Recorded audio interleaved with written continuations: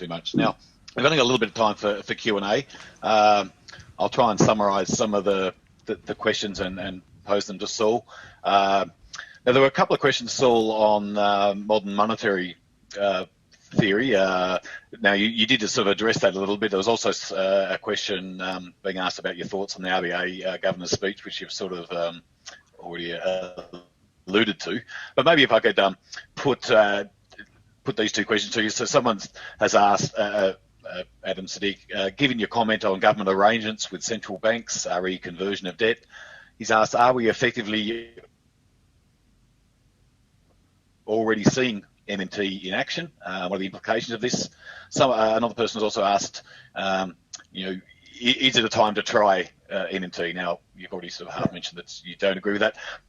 Maybe I could also roll that into another comment, another question that someone has asked about inflation, a concern about inflation into the future with the fiscal stimulus and the monetary policy in action, seeing they're all sort of a little related. Yeah, good questions, and thank you for those. I've said in a couple of other places that I don't respond to proponents of MMT by referring to Weimar Germany or Zimbabwe or Venezuela or post-Soviet republics and so forth, all of which did experience hyperinflation in the wake of monetary financing of deficits, because I know enough about the history of those circumstances to recognize that they were all examples of monetary financing of deficits in circumstances where the supply side of the economies in question had been devastated either by foreign occupation, as in the case of Weimar Germany or Chiang Kai-shek's China, or wartime destruction, as in the case of post-World War II Germany and Hungary, or by egregious economic mismanagement in the case of any number of Latin American banana republics and Zimbabwe. The evidence is, including from 1930s Japan and Germany, where MMT was effectively practiced, although they didn't use that term, and that's one reason why I don't think MMT is especially modern, that monetary financing of deficits isn't inflationary in circumstances where there's a considerable margin of spare capacity in the economy.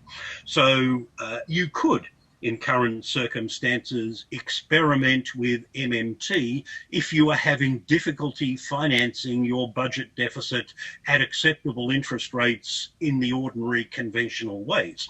And I would note that Bank Indonesia, for example, has gone a fair way down that path already, as has the Bank of Korea, and the Bank of England has raised the possibility that it might do.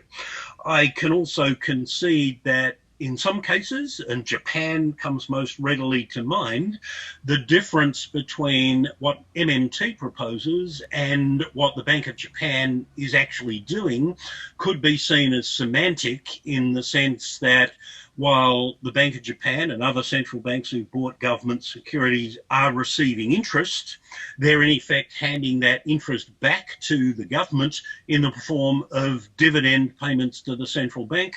And you could even say that the Reserve Bank of Australia is doing something along those lines.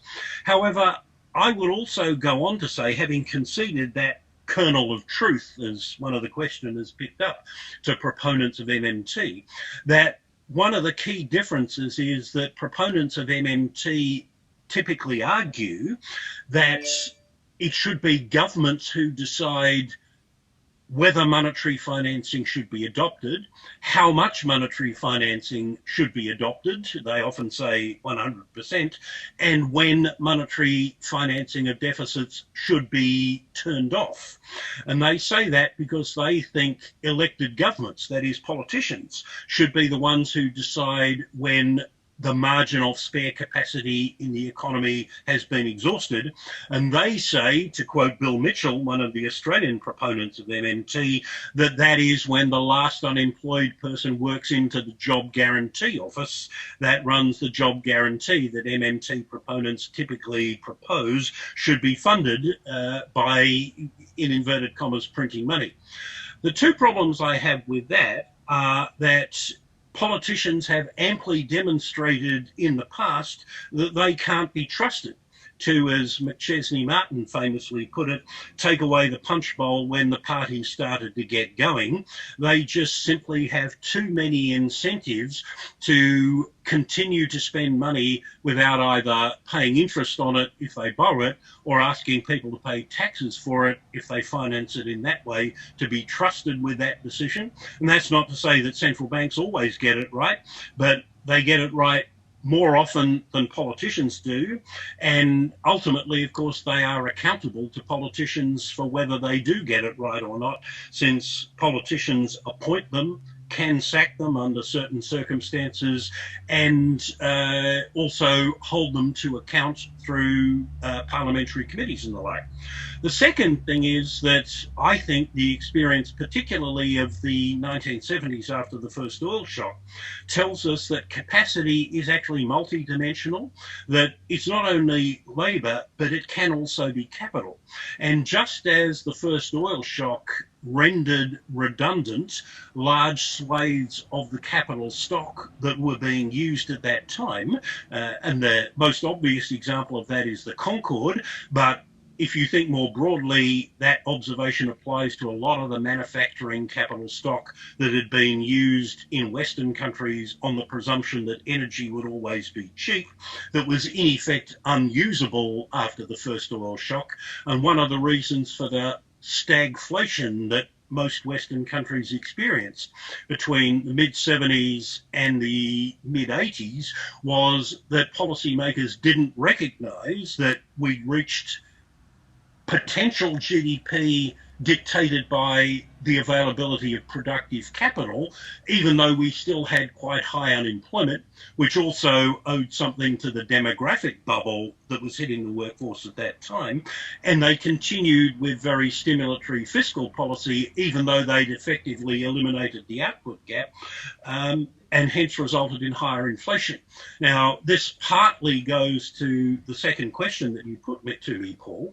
While I don't think there's any risk of higher inflation in the near term at all, indeed, there might still be more risk of deflation than inflation for the next couple of years. It's probably the case that COVID-19 has rendered not usable a significant proportion of the capital stock that was in use in advanced economies before the pandemic hit. Think, for example, of the capital stock tied up in public transport systems, in civil aviation, in hotels, in conference centres, perhaps in high-rise buildings that may never be fully utilised again. That capital stock still exists, but if we don't recognise that it will never be used, we may actually end up overestimating the level of potential GDP and hence not recognising when we've eliminated the output gap. And if we continue to have stimulatory policy settings in those circumstances, then we might end up triggering some unwelcome inflation. Of course, if we still have high unemployment at that time and we want to reduce it, even though we've reached the output gap dictated by a capital constraint, then what policymakers would have to do would be to engineer a shift in demand to more labour-intensive forms of demand, probably using taxation as the policy instrument. And while I don't have any intellectual problem with that, I can foresee quite a lot of political problems with it that policymakers, especially those who need to get re-elected every now and then, would be pretty quick to identify. Thanks, Saul. I think that's a really interesting point too about the spare capacity in the capital. I think people forget about only focusing on the labour market and excess supply in the labour market. Just a little quick follow up for myself. Do you think that if central banks were completely in charge of any MMT, that it alleviates some of the dangers? I suppose you pointed out that, of course, they're still appointed by the elected government, and do you think that is just still too much of a danger? Well, that's what Stanley Fischer is in effect proposing. But really, and The more thoughtful MMT proponents are quite open and honest about this, that MMT in effect entails the subjugation of monetary policy to fiscal policy, that monetary policy in effect becomes an instrument by which fiscal policy is implemented.